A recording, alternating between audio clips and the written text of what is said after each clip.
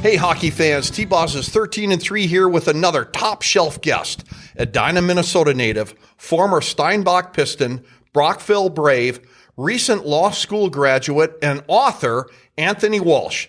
This episode is sponsored by Riverside Bike and Skate, Chippewa Valley Orthopedics and Sports Medicine, Hertel Law, Kelly Heating and Electric, Raleigh's Coach Club, and Northwoods Therapy Associates. Mogi. Hey, I know we're here to welcome Anthony Walsh here today, but we've got to thank Dave Snugrud and Andy Brink of Breakaway Academy, kind of letting us use this kind of as our home away from home for some of our out-of-town interviews. But Anthony, we're so excited to talk to you today. This is going to be awesome. We've heard a lot about you, checked out your book, so welcome. Mogi, JC, thanks so much for having me. I'm so looking forward to being here. Thank you. Oh, you're welcome. Let's start out with, you played hockey and graduated from Edina High School. Tell us about how did you get introduced to hockey? Yeah, fantastic question. Thank you. So neither one of my parents played hockey, and we were non-hockey family. Grew up kind of a little bit in Minneapolis and then moved to Edina. So when we were in Minneapolis, we went to Park Avenue United Methodist Church. And a group still around called the Dynamites was getting an award around 1999 for winning the city championship, all that kind of stuff. And my brother, who was 5 years older than myself, saw them getting an award, said to my parents, who are those kids getting an award? What are they doing? My parents said, oh, yeah, that's for hockey. And my brother said, I want to play hockey. And me being 5 years younger than my brother, and things have slightly changed, which we still get along well and love each other. But at that time, I wanted to do everything my brother was doing. And so ultimately that entailed me playing hockey. And so at 3 years old, I started skating, and 4 years old playing hockey. And from there, the rest was kind of history. And so, that's how we got started. And I can tell you more about my childhood in that sense as well. But just that is how I got started playing hockey. Didn't have parents or anything, but it was a representation thing in my brother, and then me wanting to be like my brother. So that's how that started. He did start playing too then, so you both pretty much started at the same time. Yes, so we started at the same time, and he played through as well. He was a Hopkins grad, played a little bit on the Hopkins varsity team, and then junior gold A for Edina as well, because we had always lived in the Edina school district and had open enrolled into the Hopkins school district. So he finished there. Well, then I got to ask, which one is the better athlete? Oh, myself. My brother would not question that. So here's another thing, right? And my life is kind of a bit compartmentalized in this sense because of just certain things that have really influenced me. And so adoption is one of them. I am an adoptee. And so I was in foster home and for the first 2 months of my life and all that kind of stuff before I was adopted to Minnesota. So my brother is my brother, my brother, but not my biological brother. And so we do have genetic differences. I am much taller, much bigger. He weighs maybe 150, I weigh 200, all that kind of stuff. So I was built more for athletics, I think, than he ultimately was. So I think he really did do well for what God gave him. Yeah. So you go from a non-hockey playing family, all of a sudden now you're a hockey playing family. So maybe some holes in the drywall, maybe a broken window, I don't know, a bloody nose here and there. Tell us, any battles go on over at the household there? Yes, the Walsh household had many battles. My mom, who loves hockey now, it's funny, when she had met my dad, because he's from Detroit, he had wanted to take her to a hockey game, and she had said that I hate hockey, and so that was that. And now we're not the case, and she laughs at that and everything. But yeah, we were shooting, tarp in the garage, mini sticks. We were a very athletic family in that sense. My dad ran, so I would go to the park with him and run. We'd have midnight runs. People thought we were kind of crazy. We were that family, but it was a lot of fun. And my brother beat me up for a while until I grew, like I said, much, much bigger than him. And now we just know that I can beat him up. We don't get into fights or anything, but that's just kind of the case, Psychologically, he's like, I'm the older brother, I have the edge, but I'm like, that's not the case. So I love the sibling rivalry I can't here. wait till his brother hears this. He's like, Anthony, we got some talking to do. No, I mean, he, like I said, we all have different talents, and he is so affable. He definitely has a an incredibly enlightening personality and an incredibly fun person to be with. But yeah, just athletically, right? I can't sit here and gaslight y'all. You know, it's like I'm bigger. Like I'd had a better frame for banging around on the ice than maybe he did. And so, being a minority hockey player, were you pigeonholed as the typical basketball player rather than the hockey player? And if so, how did you deal with that when you were talking to people?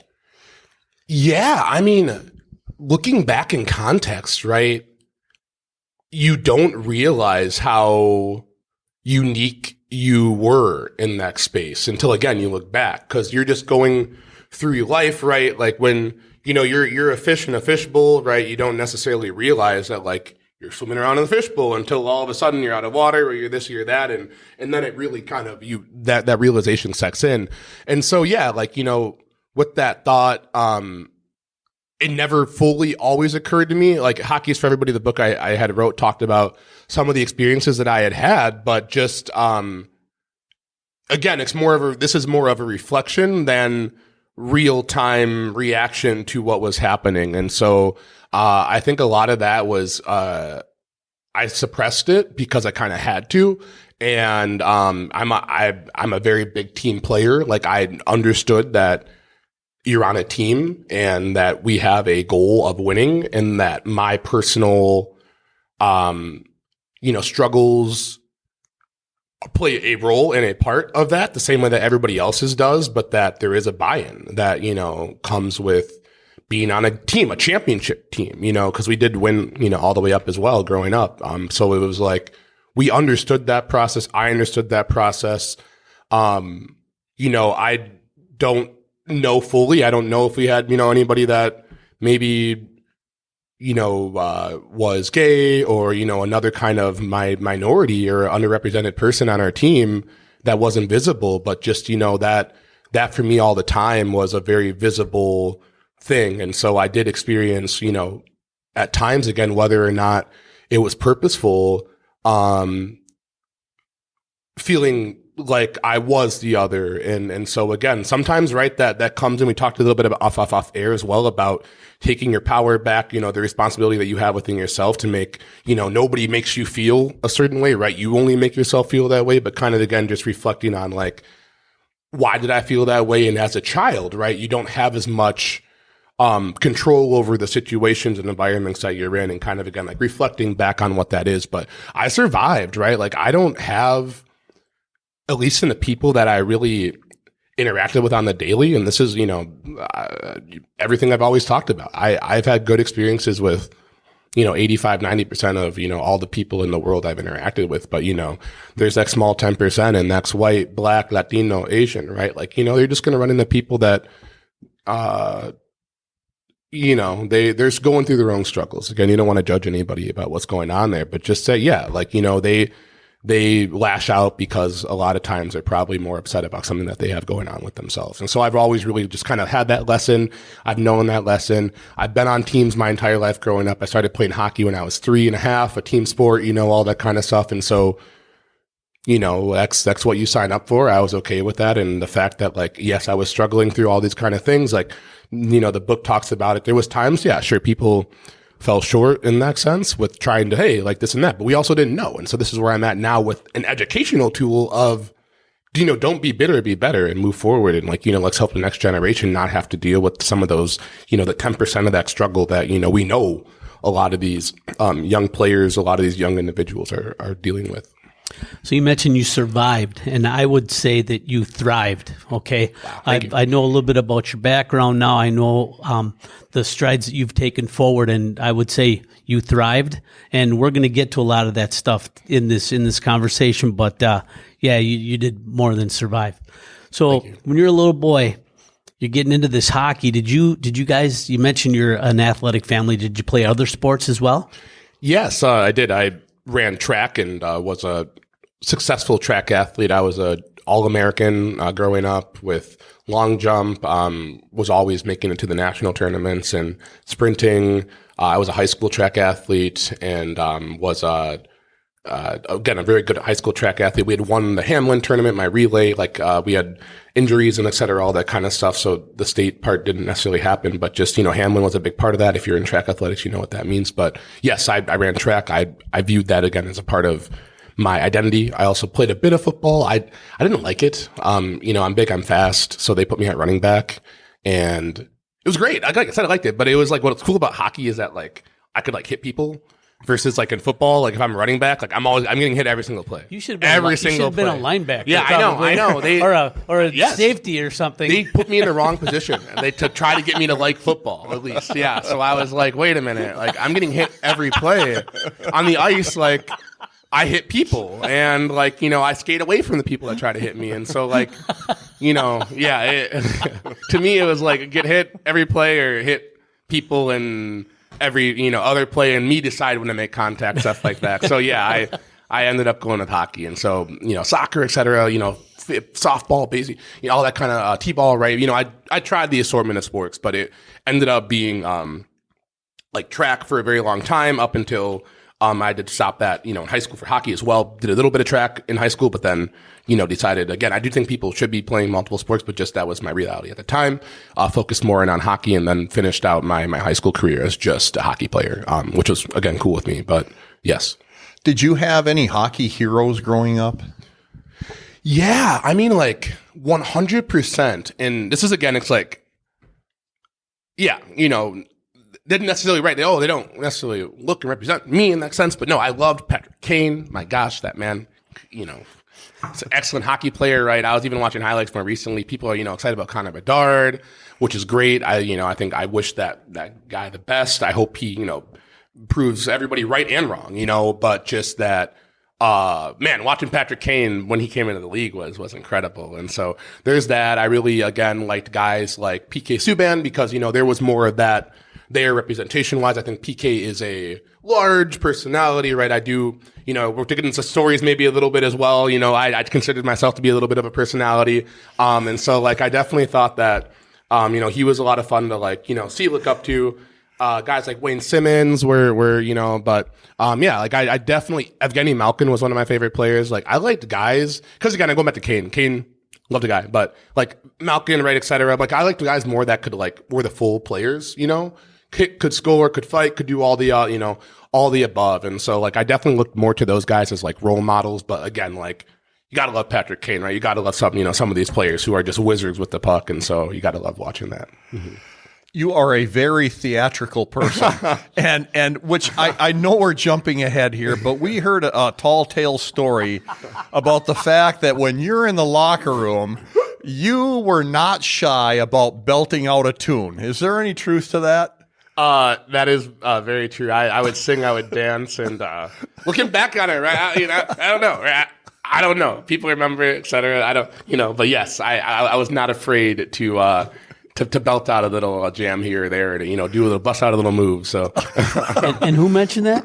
That would be one of your former coaches, Mr. Dietzick. Yes, Joe. I love Joe, and Joe had such a strong influence on my life. Whether that be Team Reebok and recently, actually, I don't know if you'll listen to this, but somebody like Justin Brown is a guy that Joe was our coach. Justin played for St. Louis Park, and Justin went active duty, came back, all that kind of stuff. Coaches hockey, works at the Pentagon out in DC. But we are still very good friends today because of things like Team Reebok, which is, Joe set up, Joe being a former NHLer, Mr. Hockey, all that kind of stuff. He didn't have to come back and, create things for kids. And I'm seeing that now. You know what I'm kind of saying? So I'm really starting to appreciate, not that I didn't before, don't get me wrong, but just that the time and commitment that these adults had put into our hockey careers and then what that does for us. So yes, I sing and dance in the locker room. I bet Kurt's got some good stories of that as well. But yeah, shout out again. That's a question later, but shout out to some of those coaches. We'll get into that. But yeah, I appreciate that for sure. So you came up through a really powerhouse association where competition for roster spots has got to be just fierce. So what kept you motivated to keep getting better? Yeah. I would honestly say that, and I reflected on this more recently with somebody, and I will just take this platform in a moment to say, so yes, powerhouse, Edina, winning everything. I completely agree with that. I'm glad that was the mentality that we grew up with. But I think that sometimes, like, I've looked now in the AHL, the ECHL, playing over in Europe, right? Like, stuff like that was never like presented to us as like, yeah, like, this is hockey as well. It was always like A-team, D1 bust, NHL bust, right? And that mentality, I do think can sometimes, again, don't, Edina, I'm sorry, but, like, it can sometimes be corrosive because, like, at the end of the day, I think that, like, there are people that are fantastic hockey players and they get cut from, like, Edina varsity and they stop playing. And it's like, why? And then there's people like Adam Carlson, I don't know if you're familiar with that name, but he was cut as a great interview guy, I think you should do, but got cut as a senior or as an Edina hockey goalie. So talented, went on to play at Mercyhurst D1 and then go on to play professional hockey as a goaltender. And so was cut, went on, it could have ended for him, but he had that mentality of, I know I'm going to keep on going. So, like, I think that was beautiful, but again, that environment, that pressure cooker environment does kind of create a, D1, win state, NHL or bust kind of mentality where, again, like, hockey is meant to be fun, right? And I'm really, like, it's like learning that. I'm really, I was never taught that. I was taught it was about winning, and it is about winning, but it's also about being fun. And so, like, restructuring my brain to be like, yeah, like, this is about building kids up to reach their highest potential, whether, again, that's the NHL or whether that's them making friends like Justin Brown that they can communicate with in the rest of their lives and et cetera, all that kind of stuff. And so back to the question at hand, yeah, we were a powerhouse. It was great. I'm, blessed genetically, and I worked my butt off every day, as well. So, I was able to carve out a position that other people maybe, couldn't a position that people couldn't play, in that sense, right? Like, I was a big power forward. I was physical. I'd struggled every once in a while, a couple seasons here or there with, like, maybe fully scoring, but, like, when that got figured out, it really was that complete player. And so, like, I was able to kind of, like, carve out that niche for myself where, like, somebody like Dylan Malmquist, who honestly was one of the greatest players I ever played with, that kid is so talented, went to Notre Dame, was scoring goals. That's all we expected him to do, right? If your job is to score. Another thing about that, right? Edina was really good at building championship teams because it was about doing your job. Like, I never felt any kind of jealousy or animosity about my teammates who were, like, scoring or doing this or doing that, because, again, it was just that, like, we all had jobs and roles that we were going to fill.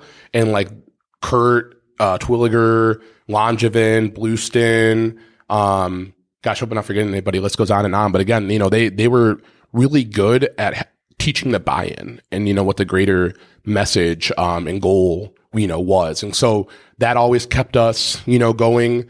Again, I keep on coming back to this theme, especially as I got older, but, the coaches, man, that put in that time. Like, when you look at, Greg Dornbach was our Pee Wee coach, and he went to Miami of Ohio.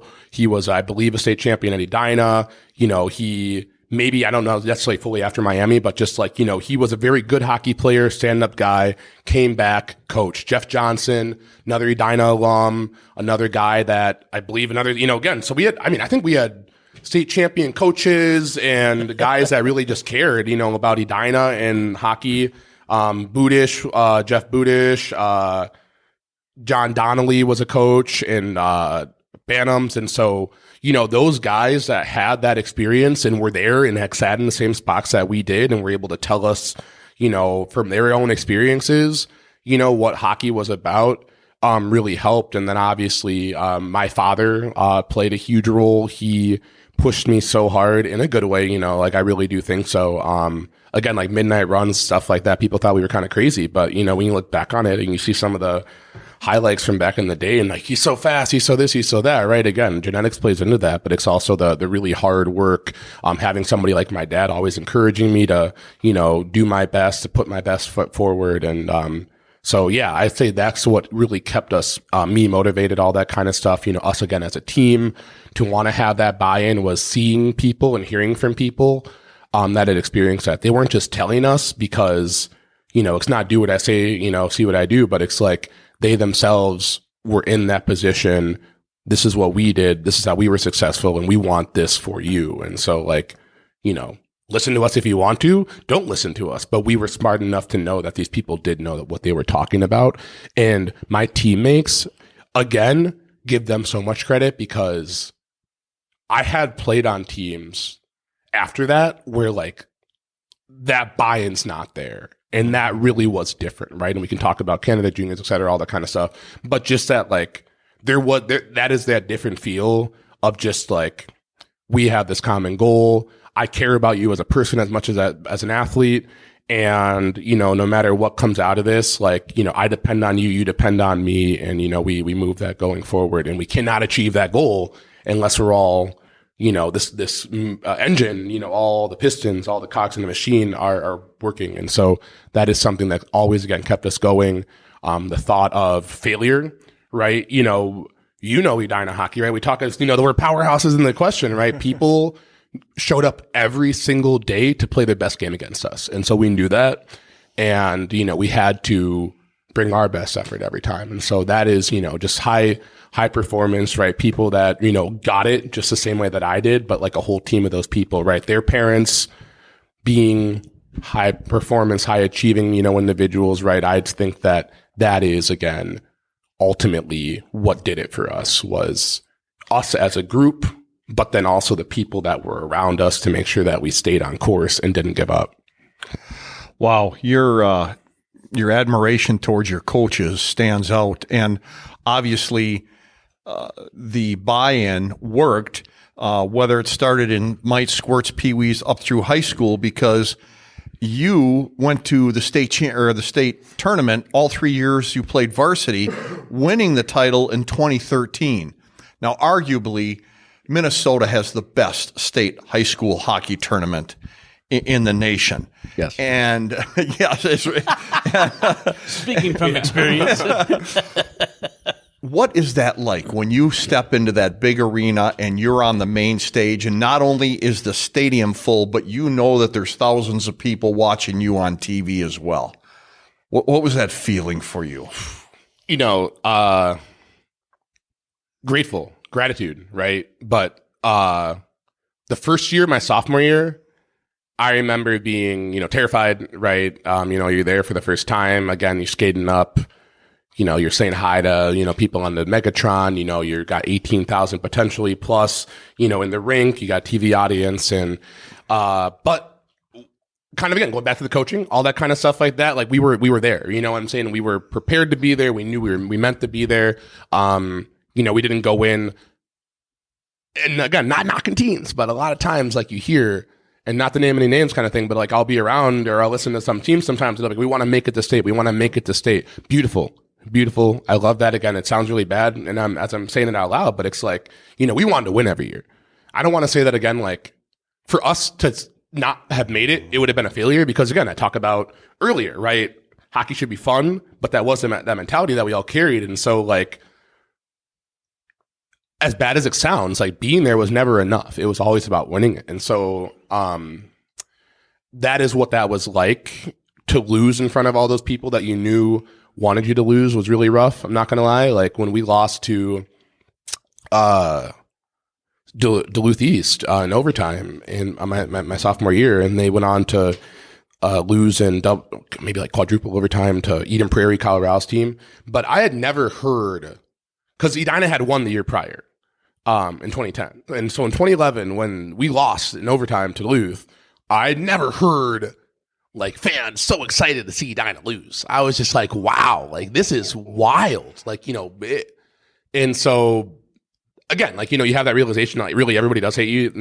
There's that quote that it's like the state tournaments around where the urban or the rural areas hate the cities, and the cities hate the private schools, and everybody hates Edina. And it's just like, that's a real, you're like, holy crap. Like that's, so it's real. So experience that, that also was that drive that you talked about earlier in the last question that really keeps you going, is knowing that people want Edina to fail again, and that in fun, again, it's sports, right? So they're not like, we want to see these people like injured but again, it's all competition. And so to know that something, the whole state, was rooting for you to lose, is pretty powerful. So then like, kind of back to the question then about when you win and you get it done, I mean, like, yeah, like that, there was nothing to date in that sense that like has been more gratifying because like that's a goal that I had started with this team called the Renegades. And, there was guys on my senior year team who I played with. We were 5 years old on the Renegades, and so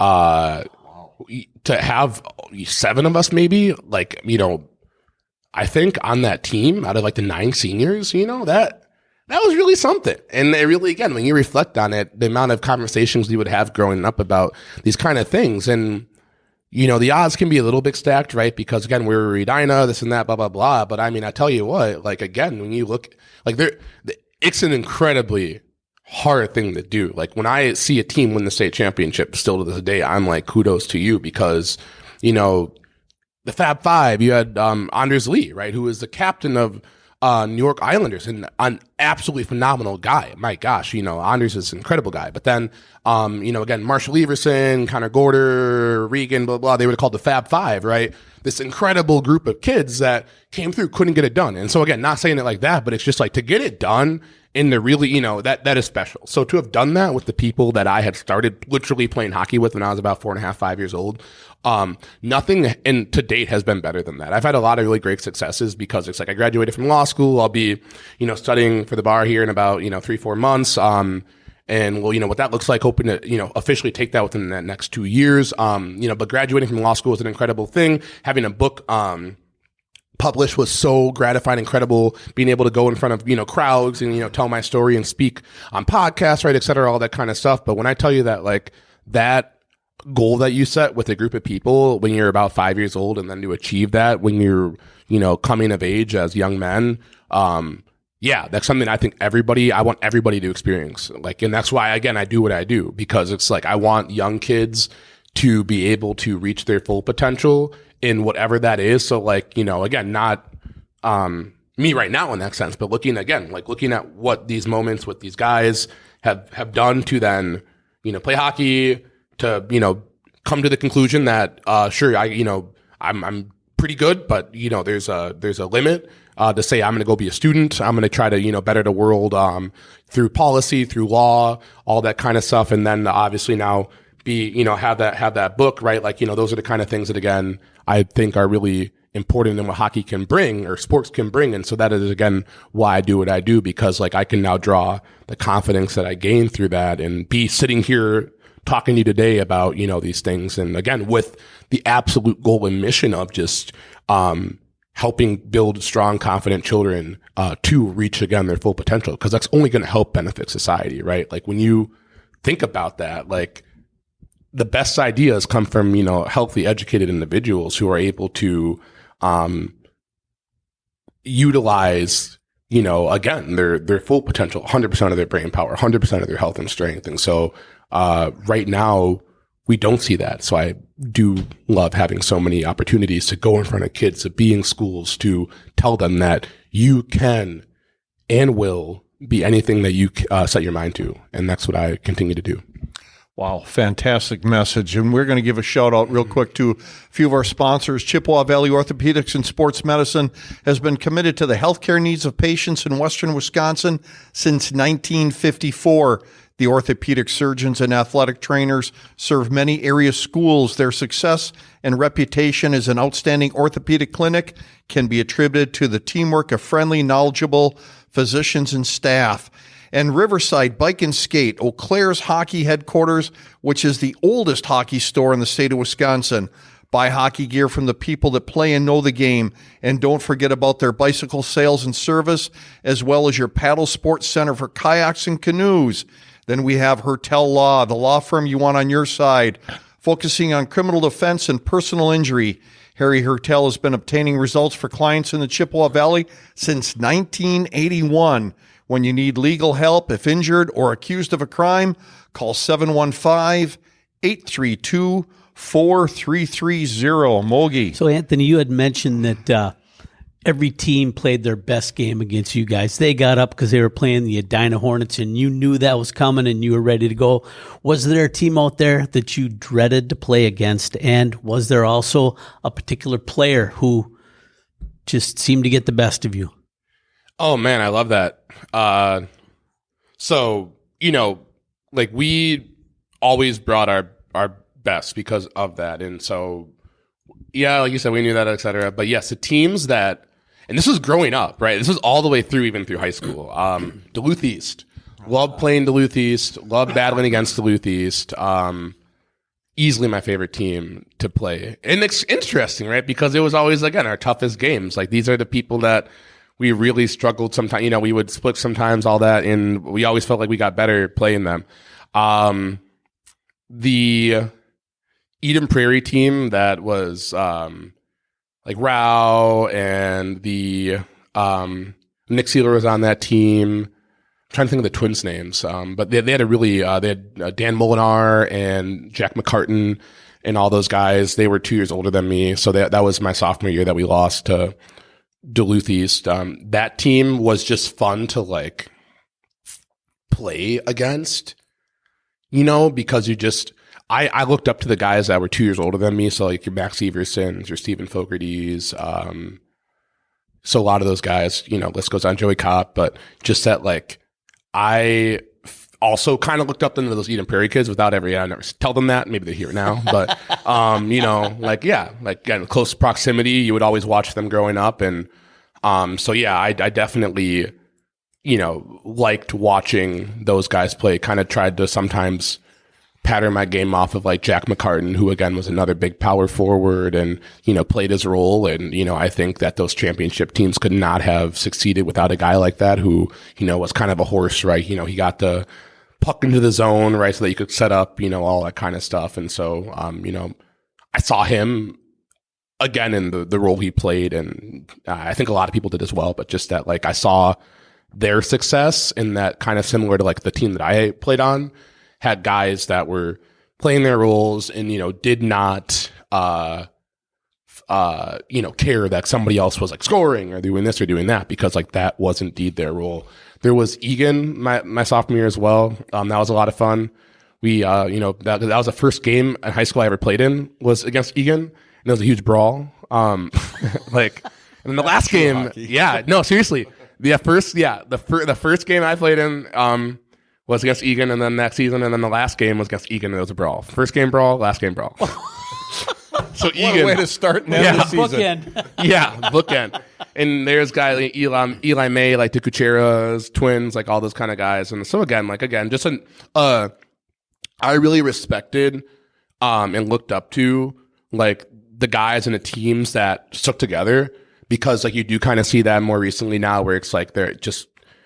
I still love Minnesota hockey, but just like it's very rare to like see a group of like 5, 6, guys, girls, come together, play youth hockey, go to the same high school, stick through senior year, not somebody leaving to go to juniors or something, right? All that kind of stuff. You don't really get to see that anymore. So, that is why, again, like, that Egan team, the Eden Prairie team, that Edina team, those guys that are 2 years older than us, my team, right? Like, we were, again, people that I had seen play together for a very long time. I'd witnessed or had experienced that, and then also got to see how that really bred success in successful teams. You continued your career after high school, and you played up in Canada, the Steinbach Pistons of the Manitoba Junior Hockey League and the Brockville Braves of the Central Canadian Hockey League. What drew you up to Canada, and when did these teams start reaching out to you? That is a fantastic question. So right after high school, I actually went to Bethel University and spent some time there, and was going to be on the hockey team. I was on the hockey team, et cetera, all the kind of stuff. The season was about to start. In Bethel's cool. I like Bethel, but it just like wasn't for me, especially at that age. And so I had been drafted in the NAHL by, I believe, Brookings. And so was kind of looking there. The NAHL, this was 10 years ago. So the NAHL has developed into an incredible league for feeding, D1 players, et cetera, all that kind of stuff. But again, 10 years ago, it was still up and coming. So again, it was great to be drafted there, et cetera, all that kind of stuff. But higher level hockey called in Canada. And so as far as like, I know I was drafted by Steinbach as well, because it was again a completely different league, all that kind of stuff. But then when I kind of, again, had my realization that Bethel wasn't going to work, got in contact with the coach and they said, yeah, come on up. And so my mom always talks about this, but coming home, like I had a bunch of like trash bags of clothes and stuff because I had just, again, freshman college student, like you kind of move in, but then now I'm, quickly moving out. I'm moving to Canada. So I'm throwing all these, clothes into a trash bag. I go home, I take the black trash bag and I dump it out in the middle of our floor and I'm shoving stuff into the washing machine and, pouring detergent in and my mom didn't know. Like she found out obviously, when I got back, but like that, but the decision was kind of made like, you know what? Like, I'm not, happy here. I'm not going to class. I'm not, all this kind of stuff. Like, what am I doing here? Like, and so I dropped out, went to Canada. So that experience is how that kind of happened. It was really formative for me. I think, like, again, if I could go back now with the knowledge I have, things would have gone better. But just that, like, I completely was just, yeah, it's going to be just like the United States. Everybody speaks English. Blah, blah, blah, but completely different culture. I hit a culture shock wall really, really quickly. I was really shocked there. I was in Steinbach and Steinbach was like cool. Small German Mennonite village, like all that kind of stuff. People were super friendly, reminded me a lot of, like northern Minnesota. I'd gone to schooling, actually I hadn't gone to Grand Forks yet, but, I'd been experienced, rural Minnesota before, all that kind of stuff, right? These people had reminded me a lot of that. But just, Paul Dick, the coach, a cool guy as well, but like juniors is really, it's an interesting environment because again, like I was an American coming in, then to this town, to this city, like I, played well, I did well, etc. Like I had meetings with my coach about, may I have an opportunity here and have an opportunity there? They were like, yeah, this is really cool, but there's a rookie vet system that we have going on here, and that, there's a thing that people are, ahead of you, and that this is the way it kind of goes. Next year, you're going to be getting first dibs on all this kind of stuff. Now it's kind of like, this is amazing. I totally get it, but like, I do think the best players should potentially be playing. I think that, again, I'm a bold individual sometimes, and again, it wasn't like that at all. But I was just kind of like, well, wait a minute, like I understand what you're saying, but like, why wouldn't the best players be playing? I'm putting up points. I'm doing this. I'm doing that. It wasn't that you're not playing well. It was that people are older than you and have been around for longer, and so that was the response. And so I asked for a trade. I went to Brockville. That was an interesting experience. Another culture shock. I was surprised at how anti-American the sentiment was a little bit. I was talking to somebody recently about that as well, where, being a black hockey player, et cetera, like you do get stuff, and that happened in Canada, but it happened everywhere. It happens everywhere. But just that, like, it was like the anti-American sentiment surprised me. It was so wild. Yeah, people did not like that you were from the U.S. And so like, that was shocking as much as some of the racial stuff. Again, it was like, I was 19 at that point. You start to realize the world is a world and like all that. So like, I wasn't again surprised, but the anti-American sentiment was really crazy. So like that all played out. I really came to the conclusion that like, again, like I love hockey. I'm a very good hockey player, but like I have a little bit more to offer for the world than potentially what I'm doing. And not that, again, see, I don't know how that sounds, but just that like, I was like, I love history. I love doing this. I love doing that. Like, again, I was at Bethel because of hockey. And so I said, let me try college again and pick a school that I'm going to try to go to and not do, not try to choose to be playing hockey and stuff and just go and have a college experience. And so I ended up going to UND. And weirdly enough, I was on the track team for a little bit, but the love wasn't there for that, like the 5 a.m. practices, like stuff like that. So, yeah. I wouldn't like 5 a.m. practices either. Right. And there was a lot of things going on. Like for track, there was the idea that like, you're going to be redshirting for this year, like blah, blah, blah. And this was all, and I'm really confident talking about this now because of like what was going on. Like my father, saw my athletic ability and was like, I really think that you would be selling yourself short by not trying to do something athletically in college. And so I did. I tried to do that, and it wasn't for me. And he understood that eventually. We kind of had one of the scariest moments in my life to have that conversation. But then I realized there was no reason to be scared because although at first it kind of hurt this and that, he quickly, flipped it to being like, well, then now be the best student that you can possibly be, right? And that's what I did. And so I studied abroad twice when I was an undergrad. I was in Santiago, Chile, and Mas, Norway. and I interned twice with the Hennepin County Attorney's Office. And so I know there's a question about how I got in the law a little bit there, but I did that. I moved out to DC to do policy at a think tank. I went to law school, et cetera, all that kind of stuff. So long story short, I don't think that I would be where I am now today had I not taken that moment to reflect and just kind of say, like athletics is great, but I can be a more complete person and offer more to the world, through utilizing my skills of my brain and my ability to communicate with people of different backgrounds, races, creeds, etc., and move forward from there. So, I'm really happy with everything I've done. Like I kind of said earlier, hockey, I think, is a great sport for anybody to play because, again, as I said here, not professional athlete, not this, not that, right? I look back and look at my formative experiences and years playing hockey and attribute that to the successes that I've now been able to have. Again, through things just like problem solving, perseverance, right? You get scored on, the goal might be your fault. You got to brush it off, right? Your teammates don't hate you. Go out there, make a hit, score a goal, get it back. And so, those are the kind of things, that lessons that you learn growing up and, playing youth sports, team sports. And, again, that's why I encourage people to do what I do, or what to do that because of what's happened. So I do what I do for that reason. So that was Canada, that was hockey.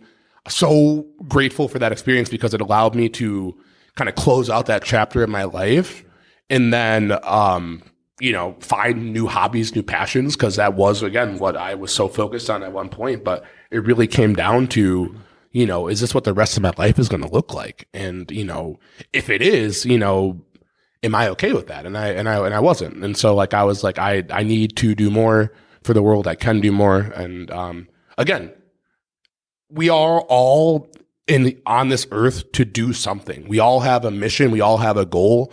There are people right now that are playing in X leagues and that is what they need to be doing. And if they reflect and that are happy, that's what they should be doing. But when it came to myself and having that reflection, I realized, again, like I said earlier, that just I had to, it was expected of me to do more. And so I wanted to, and this is what maybe that looks like. Again, I don't know, thank you for earlier, like you said, thriving, but just, this is where I'm at now, but that is, I could not have been here without even having, again, those formative, really disappointing experiences, but now being able to reflect back on that. So you talk about, you haven't played competitive hockey since the junior days in Canada, and maybe you've moved on a little bit, but you do have a Swift hockey t-shirt on. Yeah. You did walk in here with the CCM hockey jacket on. Yeah. You look like you could probably strap them back on and give just about anybody a good game. So what do you do to keep yourself in shape? And obviously there's still a hockey connection here for you. Yeah. Great question.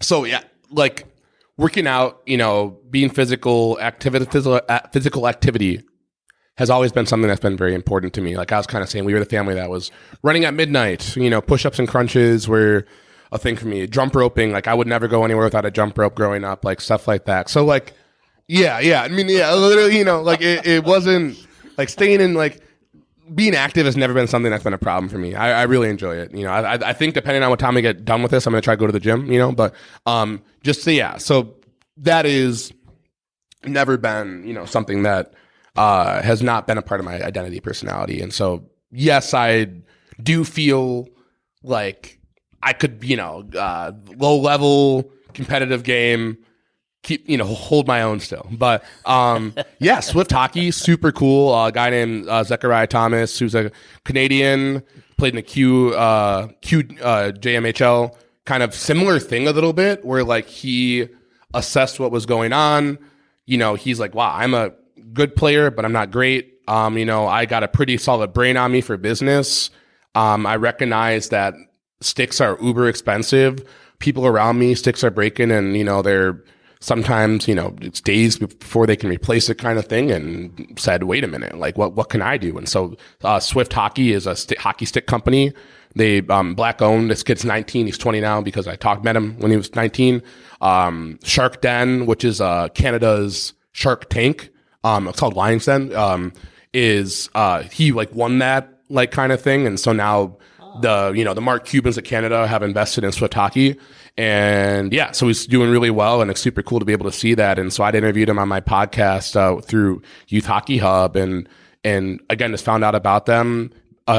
Loved him. He was really genuine. Just again, you talk to somebody in the journey a little bit of like, again, I could play hockey, I could do this, I could do that. I resonated a lot with him, saw our similar journeys. And so I work with them, in that capacity, nothing official partnership wise, but, me and Zach talk quite frequently. The other, person that directs it, they send me gear, all that kind of stuff. And I gladly, wear it. I'm grateful to be able to wear it. And so, whenever I'm at the rink, I like to wear Swift. And then also, the jacket is Drayton Valley Thunder. So that's the Alberta Junior Hockey League. And so, have had the great, honor to be able to scout for them. They asked me to do that. And, I've really, that's more new. That's been in the last couple of months now, 3-4 months, but really coming into that role, trying to figure out what it looks like, how to be the most effective. But I am really,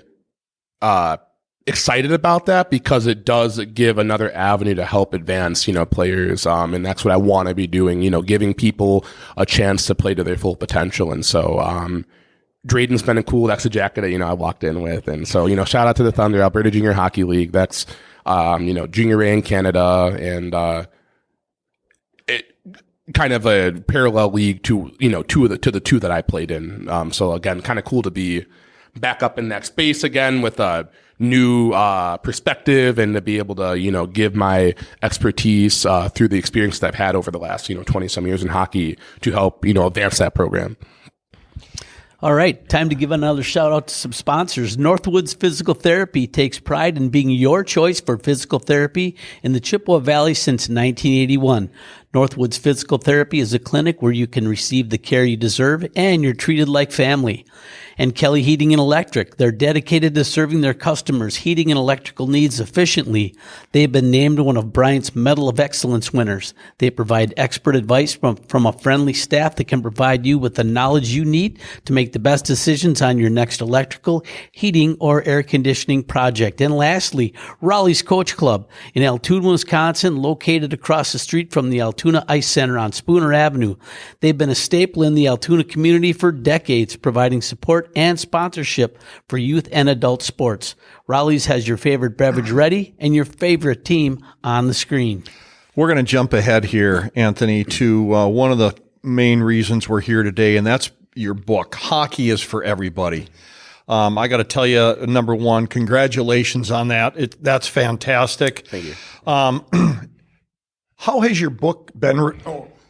Excuse me. How has your book been received, and what's the feedback been from the hockey community regarding your book? Yeah, so great question, and it's been received well. So I'm really grateful for that. I definitely didn't know what the outcome was going to be. I was going to have this book be published regardless, and I can kind of get into the overall why I did it. It's all led to Absolutely. its perfect procedurally, I'm like, whoa, when looking back now in context, wow, this all makes sense. But yeah, that has kind of led me to that. So the book is it's autobiographical in a way. I'd found myself, growing up in Minnesota, being, one of the only people of color on my team, if not the only person of color. I talked a lot about my background, earlier adoption, et cetera, moving to DC. And all that. So how this really came about was I was living in DC. I'd actually reconnected with my biological family through it was a closed adoption. So I did not know anybody for 25 years on my biological family. I did a DNA test in college because I wanted to know if I was Jamaican. And I'm not Jamaican, but I ended up finding a biological aunt who then, matching with a biological aunt who didn't know I existed. We started talking. It turned out my adoption was a complete secret. My mother had the whole, pregnancy without anybody knowing, and had the adoption process without anybody knowing. I have 3 older brothers and a younger sister, all these kind of things. And so I was really just figuring out a lot of that kind of stuff. But then I'm going to law school and living in Washington, D.C., and life is, life, and I'm having a great time. The pandemic happened. So, you're paying thousands of dollars to live in a shoebox in Washington, D.C. You're usually not there. But then the pandemic happens and you're just like sitting there and you're like, oh my gosh, this is crazy. So then that all starts to go down. And then George Floyd was murdered in Minneapolis. And so what's really interesting is going back to my internships I had in undergrad, I interned twice with Hennepin County Prosecutor's Office. And so I had swag that I was very proud. You know, I was so proud to wear it. And that's why I'm here, to be honest, again, as well. I'm back in Minnesota. But I was proud to wear it. You know, I was kind of like, oh, this is cool. George Floyd was murdered after that. People were stopping me in the streets. They were shaking my shoulders like, Hennepin County, why are you wearing this gear? Like, what is going on? Do you know what's happening there? And I'm like, it's just crazy. I grew up there. You know, my parents could see the flames from the house, et cetera, all that kind of stuff. In Minnesota, Minneapolis, Hennepin County, right? We were in the international spotlight for the wrong reason. And so, you know, the first time anybody had even heard about Minnesota in some places in the world was about, you know, this awful thing that had happened. And so I really felt like because of my background with being a transracial adoptee and having family who is white, black, gay, straight, Jewish, Muslim, Christian, et cetera, all that kind of stuff, right? We're just a smorgasbord of everything. And so, you know, I got to grow up with that. And so that's always been really natural to me. And so then looking at that, being, okay, I played hockey, right? We're in the state of hockey. A lot of people, whether again, we talked about whether you played all the way through or you stopped playing in peewees or whatnot, right? Most people in Minnesota have at least been on skates. So you at least know what, you know, hockey is. And so I thought that could be a, you know, great way to, you know, help touch people, to have that personalization. That way they can maybe listen to more of what's going on here. And so, not only that, I can draw from my own personal experiences, you know, with that, my own personal experiences with that. And so I felt really like, this is going to be perfect. So I kind of was like, okay, cool. Let me know how to do. I got back. I started coaching, you know, hockey because that's all I knew. And so I was coaching, started to hear little things from parents that, parents of color who, you know, Muslim, Indian, all that kind of stuff. And they're, oh, you know, my son, you know, somebody, you know, called my son like a terrorist or like blah, blah, blah. And I'm like sitting there like, wow, like these are these microaggressions, right? You know, these little, things here like that. These are the things that I had experienced when I was younger. And looking back now, like, you know, I'd removed myself from hockey, once I had been done. And like, you know, I'd moved to DC, or I'd had my entire, you know, career at UND, and then I moved to DC, all these kind of things. And hockey was just not really a part of my life. You know, I don't want to say I'd left it behind, but like I said, it was like, you know, I closed that chapter. I'd taken, you know, what I'd taken from that, all these great experiences and, you know, lessons, and then move forward to, you know, continue to grow and make my mark on the world. But then when it came back to, again, being back in Minneapolis, being in Minnesota, wondering, you know, how can I be this change that I wanted to see? Because I was so distraught from what I saw, you know, in Minneapolis, that this was not something that happened overnight. It was the idea that these relationships that are cross-cultural with our youth are not being built.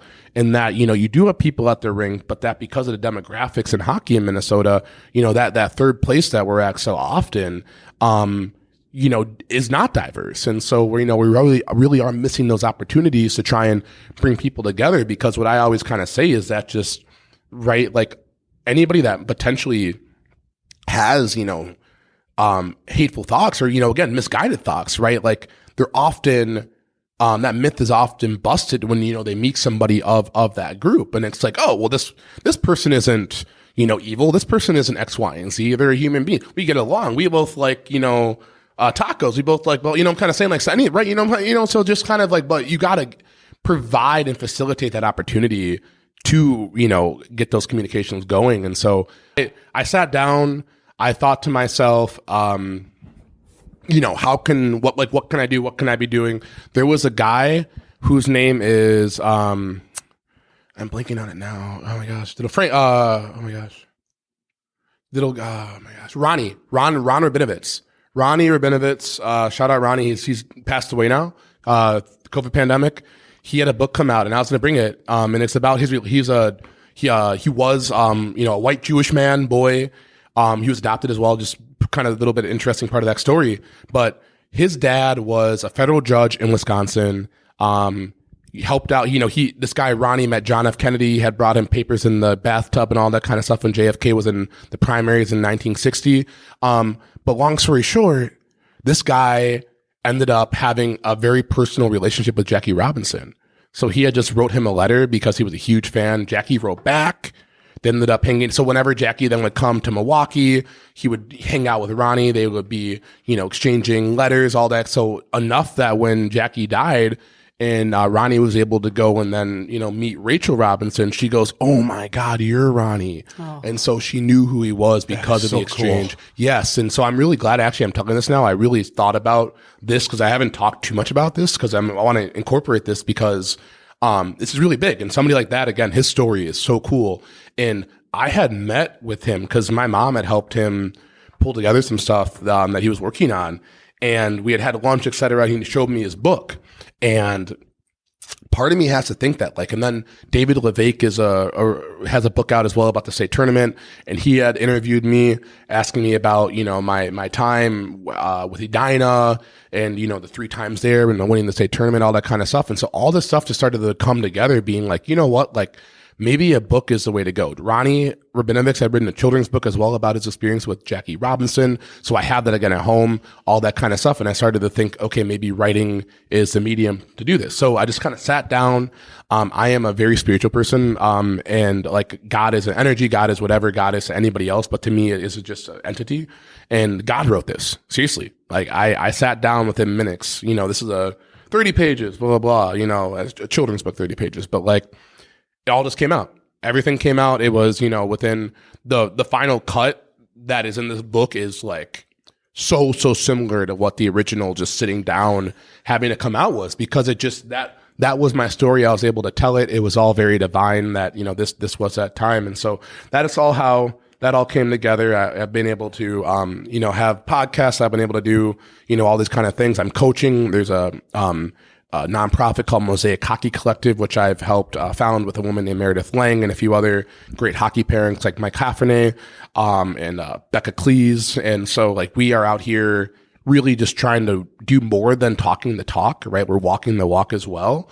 And, creating these spaces like I kind of talked about earlier, with these coaches, your Joe Dezicks, your Jeff Johnsons, your Greg Dorenbachs, et cetera, right? John Donnelly's, giving their time, to create these, opportunities for these kids. And so, that's where I'm at now. And I just graduated from law school. So I kind of mentioned earlier that, I'm, in a very good way, busy in a very, very good way. So it's I want to take the bar still, but really want to sit down and actually study and not just, take it as a one-off so I got to figure out when that gets done. And, I'm active in Hennepin County. I'm a community engagement specialist with Hennepin County.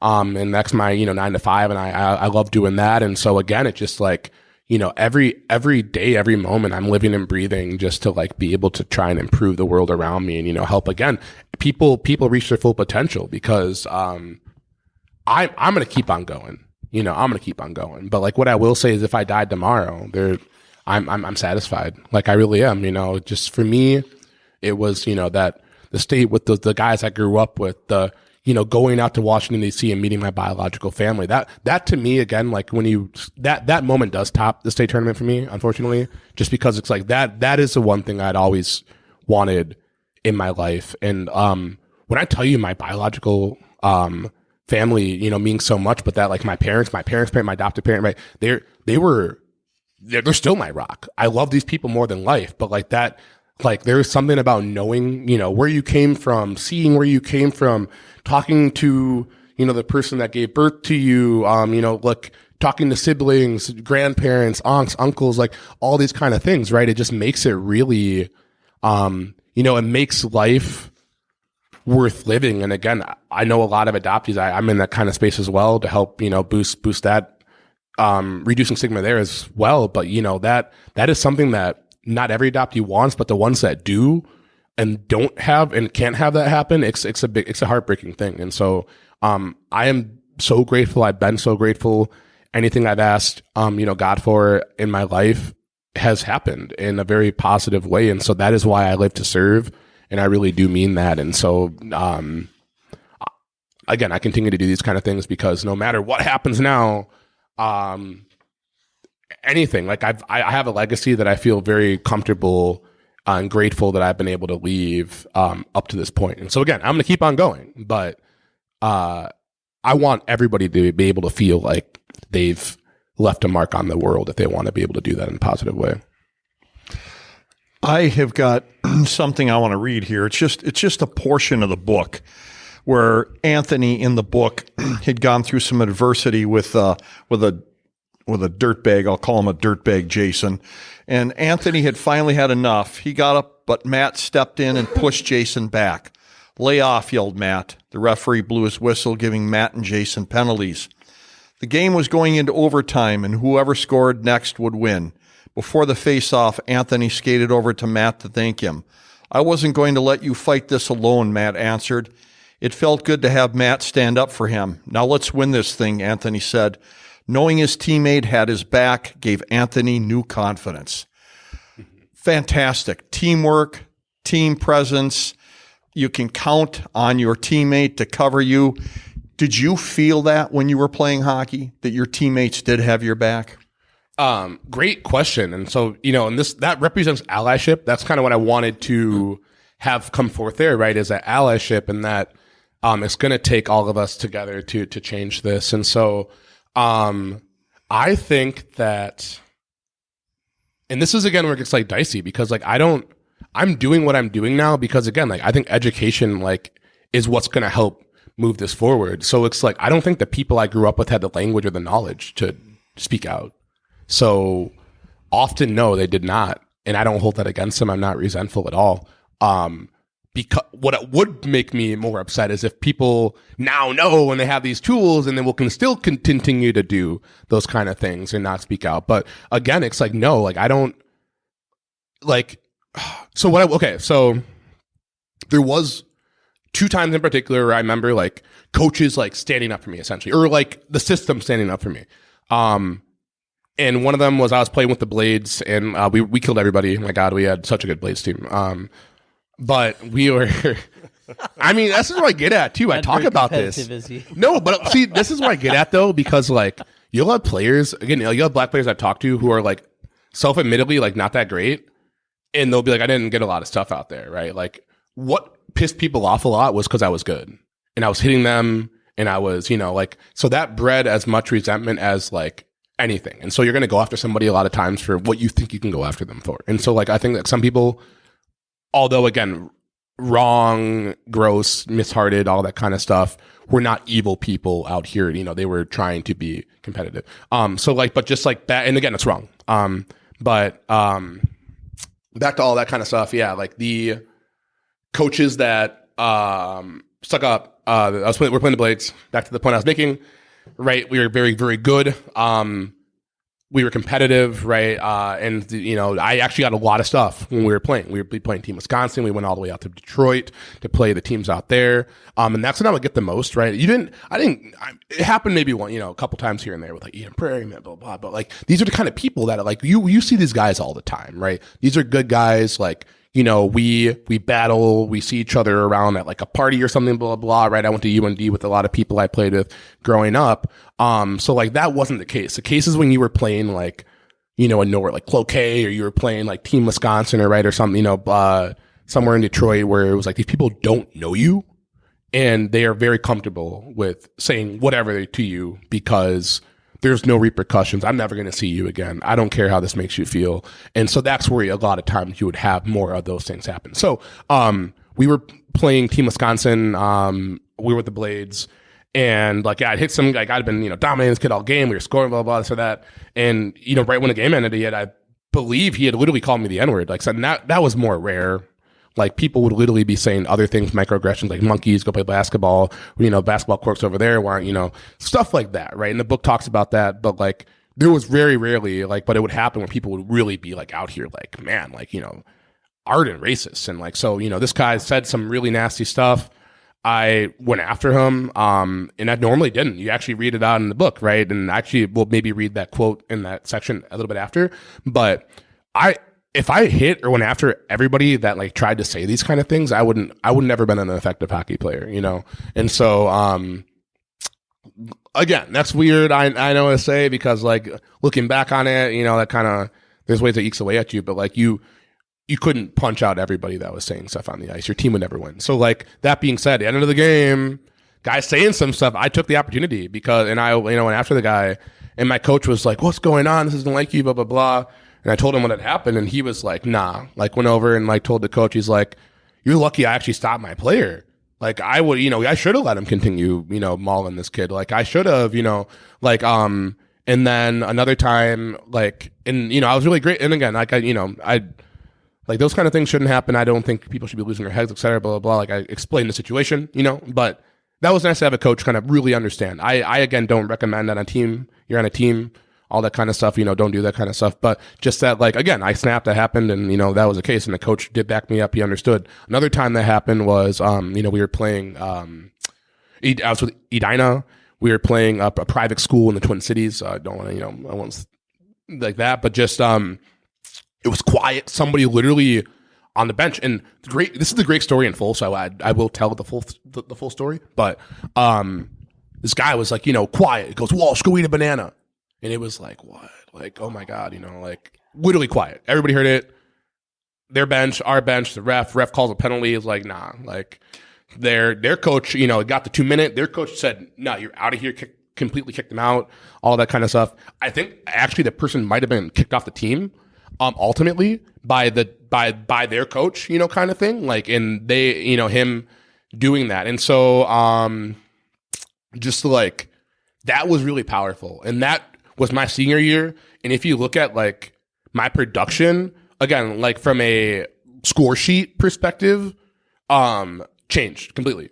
I became one of our highest producers, all that kind of stuff like that, because again, like I really started to feel, at least looking back on it now, where it was like somebody actually like gets this a little bit. Somebody actually cares enough to want to like do something, try to right this wrong that I had experienced, more times than I could count, before, and never having anybody ever have any sort of discipline levied on them. And so that was eye-opening. And that's kind of where you talk about having this teammate stand up for him, gave him new confidence, right? And so that's where that comes from. And so back to that again, like my teammates were always amazing, like something that happened. I remember we were playing up in a tournament in Roseau, and this guy had come over and somebody else had hit him. I was on the bench.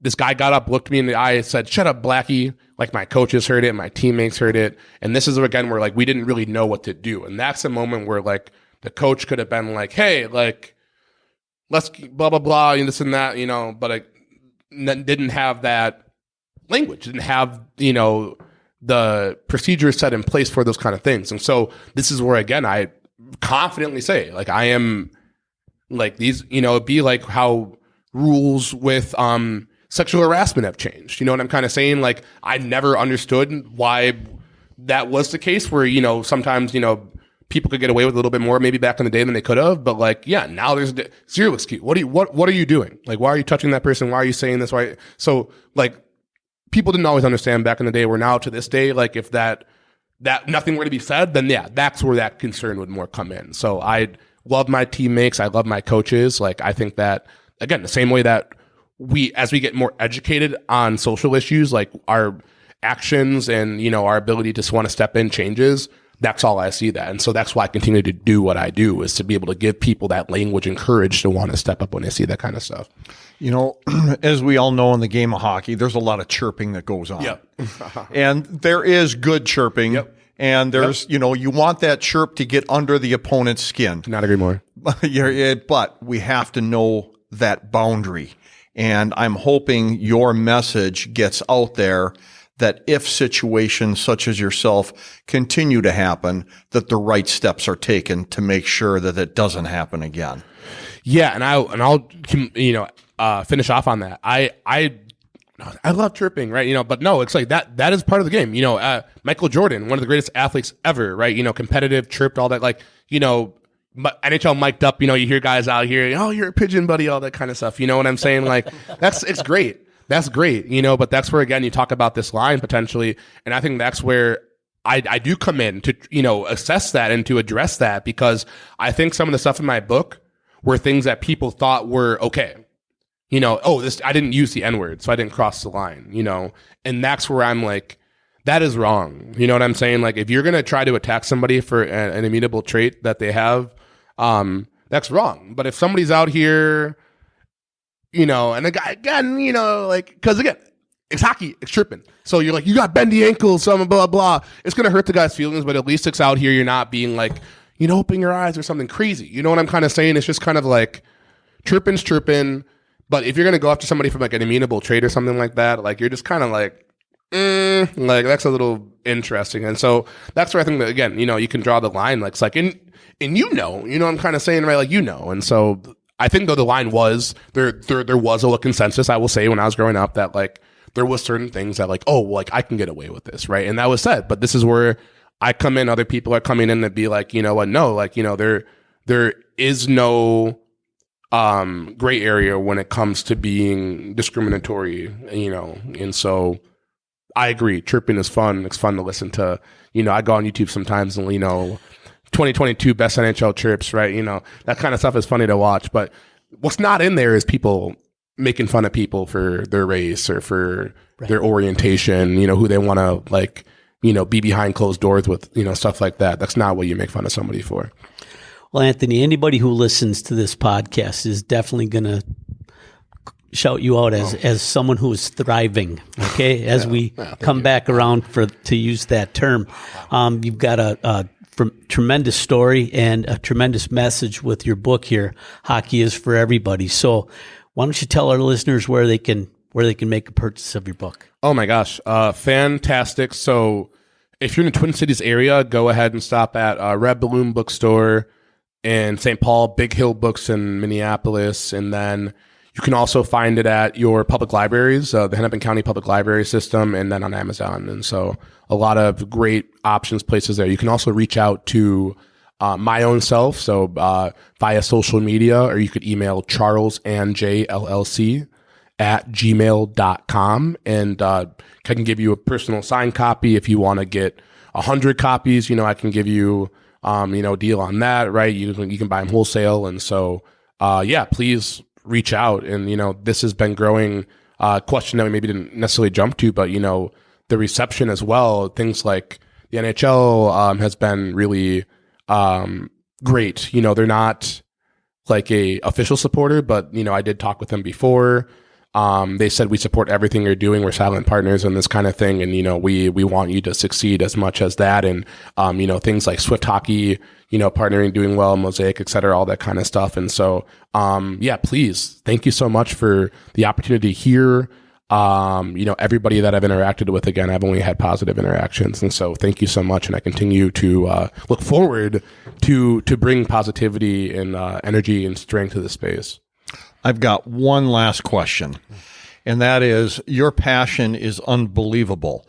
And when you're talking, you're smiling, and your teeth are almost perfect. So as a hockey player, are those real chiclets, or a few have been knocked out through the years? That is too funny. Thank you. That's a great ending question. Gosh, you know what I'm saying? I don't know. I'm like, yeah, okay. So my teeth are real in that sense. Like, what you see is what you get, but there are like 2 crowns, but not because of hockey. They fell out after because of hockey as well. Once I got them fixed, they kept on falling out once that happened. But originally, I was scootering, and I hit a divot, and I went face first into the pavement and knocked out my teeth. And so, we're officially on the story now, so I can't fudge that. But yeah, you know, people that find out I have fake teeth assume that it was from hockey, but no, it was from scootering when I was younger. I fell face first, knocked them out. But I have 2 fake teeth. The rest of my mouth is full of real teeth. But yeah, thank you for that. And no, I am grateful to be to have, you know, nice teeth and nice smiles. Thank you, Anthony. Thank you very much for your time. This has been a blast. JC Mogi, I cannot wait. You know, listen to back, and thank you so much for having me. Ladies and gentlemen, please don't forget about leaving us a review do. Social media posts really help us out, keeps us in the game. Mogi. Absolutely. And again, a huge thank you to our special guest, Anthony Walsh. And thank you also to our audience. And please remember our sponsors. When you go in to see them, tell them you heard about them on our podcast. Our sponsors today being Riverside Bike and Skate, Chippewa Valley Orthopedics and Sports Medicine, Hertel Law, Kelly Heating and Electric, Raleigh's Coach Club, and Northwoods Therapy Associates. And please follow us on your favorite social media platforms as well as YouTube. And remember, folks, until the next time, keep your head on a swivel and stay on your inside edges. Be a brother.